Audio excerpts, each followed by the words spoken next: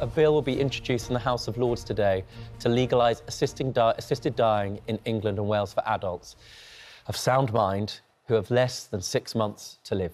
Well, it's been a cause that has been talked about much more, and because actually it's been championed by broadcaster Dame Esther Rantzen too, who of course is terminally ill herself. She was promised by Sir Keir Starmer ahead of the election that as Prime Minister he would allow a free vote on changing the law. Let's take a listen. I'm running out of time in terms of my life. You're running out of time because we don't know when the election is going to happen. But if we are privileged enough to win the election, then we will make time for this vote.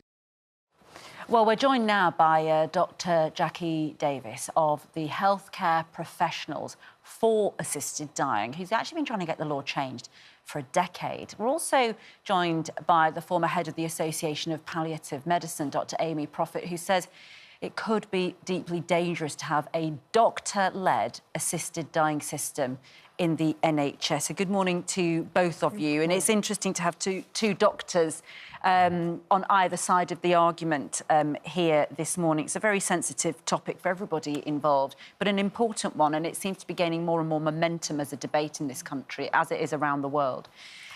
Jackie, can we come to you first, because you support the idea, because you've experienced a lot of this in your life where you've thought this is just not fair that people should have to suffer an unpleasant death. Well, I've been a doctor for a long time. I think anybody who has seen people dying deaths they wouldn't want for themselves and particularly wouldn't want for their families. Why allow people to suffer when around the world there are assisted dying laws for terminally ill people that allow them not to suffer if that's what they want? So why would we do it? I've had experience in my family which was particularly distressing. And do you mind telling us? Are you able to tell us a bit about that? Yes, I can say very quickly that my brother, who was a reasonably young and fit man, got terminal cancer, and he'd seen somebody else in the family die a very unpleasant death, and he just decided he wasn't going to go that way. And he killed himself under very tragic circumstances. And when somebody does that, not only is it absolutely a dreadful way for them to end their lives, but the family is left with that memory instead of the sort of memory you could have if somebody chose an assisted death and had a peaceful passing, you know, so it's terrible. And Amy, the thing is, of course, what we're hearing there underneath it all is a complete loss of control, essentially. When you get cancer, you lose all control over the outcome. And I suppose this is one way of giving people in those circumstances, very limited circumstances in this bill, a sense of control and a sense of perhaps calm for their family. You see that, don't you? And yet, but you're still fundamentally against it. I'm fundamentally against the proposition that's been proposed where this sits within healthcare, that this is for doctors to administer. Because I think it's deeply dangerous. If you actually look at the prepositions, 6 months prognosis cannot be determined. It's an art of uncertainty. It's not a science. And it's also discriminatory. What about the suffering of others? What of those with long-term nerves conditions or other conditions? And we know that it spreads and spreads beyond the safeguards. The safeguards that have been proposed, for me, are like the emperor's clothes. We all talk about them, but they simply do not exist. Are you worried that doctors won't be protected by the law? Or are you worried for... I'm not sure who are you worried for? I'm worried for society. I'm worried for the patient. I'm worried for the wider vulnerable people with disability and other conditions. I'm worried for the doctor, and I'm worried for that broken bond, the sacred bond between a doctor and patient. To know that a doctor could kill you will destroy that trust irrevocably. Once we go down that path, we can never go back again. So the concern is those who feel like they're burdened to their family, for example. Now, just two questions on respect of that. It works in a number of other jurisdictions, doesn't it, where people have the right to do the ultimate thing and have agency and determination about how they end their lives. It works in the sense that only 1% of the entire population of the world have access to this. But the safeguards get removed. They get challenged as discriminatory. So the 6-month rule gets moved. In the Netherlands and Belgium, children with mental health disorder are eligible for this. I mean, that and does that's send deeply chills. troublesome. Yeah, that but sends nobody's chills suggesting down that my here. You know, and one of the remedies, I asked this of both of you, is that the concern is that ultimately it's a decision of doctors. Now, just to be clear, what's being proposed is it's 2 doctors, not just 1. And when this nearly passed before in the last Parliament, one of the suggestions at the last minute by probably our leading lawyer, Lord Pannick, who's an independent lawyer, to say, look, what we need to do is to have those doctors' opinion placed in an emergency way in front of a judge who can make that determination. How do you both feel about that as a possibility? It's quite true that that was put in the law last time, but we would be the only country that had that model. We heard a lot of concerns from Amy, which I would just like to say something about. Them, yeah. Yes. First of all, no country that has adopted a law for terminally ill people who are mentally competent has ever expanded those criteria. And we know that from the House of Commons work that was done recently. So I'm afraid it's simply not true that that's the case.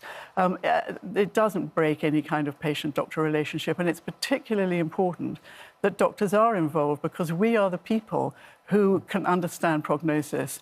And this business about 6 months, you know, it doesn't matter because people don't take this. When they do take it, 1% of people in Oregon still, after 25 years, they take You're it saying at the very Oregon end. because I'm sorry, yes. Yes. That the law that we have had proposed in this country, and which is present in 2/3 of the countries that have an assisted dying law, I think over 250 million people around the world now have access to assisted dying, so we know we can make it work. That law has never changed, and no country which has ever adopted an assisted dying law based on that has ever expanded the criteria, and they've never reversed the legislation either. Yes, I tell you what, it's one of those things where I think for a lot of people, when we are sort of made to think about it, you can sometimes fall in the middle. But you can change your mind constantly between, because you can understand both sides of the argument. I remember Prue Leith, whose son was in Parliament. They did a documentary about this because she is pro it, and he was definitely against MPs voting on this sort of thing. And I changed my mind during the course of that documentary because there was a situation, I think it was in Canada, where a young man had filmed himself, and the doctor had said there is another. You know, he was terribly ill. He was asking for better care. Yeah. But what the healthcare professional suggested was that, well, there's a way out of this. It was almost suggested that assisted dying was one of his options, whereas he said, hang on a minute, he was a young man. He said, actually, what I'm saying is the healthcare that I'm receiving isn't good enough. And I think that's one of the things that really put me off in a way. It's really troubling, isn't it? I thought, because we're going to talk to Wes Streeting later about fixing the NHS, having better care. I've got a friend who's got cancer. She's having to wait 3 months for a heart scan. I mean, all these things are terrifying. And what if it's seen as cost-saving for an NHS? Right, what if it's cheaper for that? 86.4 million Canadian dollars was saved per year in Canada for their health system. Every death saves the health system money. And to come to your question about 2 doctors, it's 2 doctors that don't know the patient, have never met the patient, behind closed doors with a cooling off period of 14 days. And if you look at the number of deaths in the Netherlands and in Canada, that could equate to up to 44 million people dying per year in the UK. Jackie, what court could actually... Just answer the question about the saving money thing. I mean, that's one of the things that stuck with me from watching Prue Leith's documentary. Yeah, first of all, I think it's a real mistake to start talking about Canada, the Netherlands. Those places have completely different laws. And society votes for the law that it wants. There's only support in this country for terminally ill, mentally competent people. So let's forget about that. The 2 doctors business, first of all, we're hearing that doctors shouldn't be involved at all. Then we're hearing that, that they're not competent to do it or whatever. Patients want doctors involved. Doctors are the people who can understand prognosis, coercion and all the rest of it. Along with Dame Esther, who on the front of the newspaper today says, it's her choice, she can die in her favourite place. It's lifted her heart. It's lifted her heart. This idea, yes. That's so important. There's another element here, which is, something that has to be answered, Amy. The majority of people support the right of individuals to have that final agency over their lives. And often, we've been in this situation, held the hands of loved ones, my grandma, for instance, and nobody wants to see their family members suffer. Thinking of Esther Ransom, for example, she said, you know, her husband had cancer, she has terminal cancer, and her dog did. And I remember her saying that it was her dog that got the best ending. Thinking about that and hearing how she expresses it, how do you respond to that? Both sides, when we talk about this, come from a side of compassion. Yeah. Nobody wants to see anyone suffering. But actually, a new survey out today from Living and Dying Well shows that when the public hear more about the consequences and the implications of this, they're more ambivalent towards change. We've made this a binary question, are you for or against? And we're voting on a principle much like the European referendum. And actually, we need to have a proper conversation. Which you are having this morning, and it is interesting, yeah. From those that are vulnerable, those with disability, those we value in society who are at risk because of this. In Oregon, the rates went up by 260%. Right. So it does extrapolate, it does go on, and we need to be very Final careful. word from Jackie. It's still under 1%, so let's not, you know, have statistics and damn statistics. I'm sorry, I've forgotten your final point now. There was something that I've... Well, I guess the question is, Jackie, you know, there's people out there that are suffering and, you know, wondering about what to do. You know, going to Dignitas is a problem because you have to go with a relative who could conceivably be prosecuted.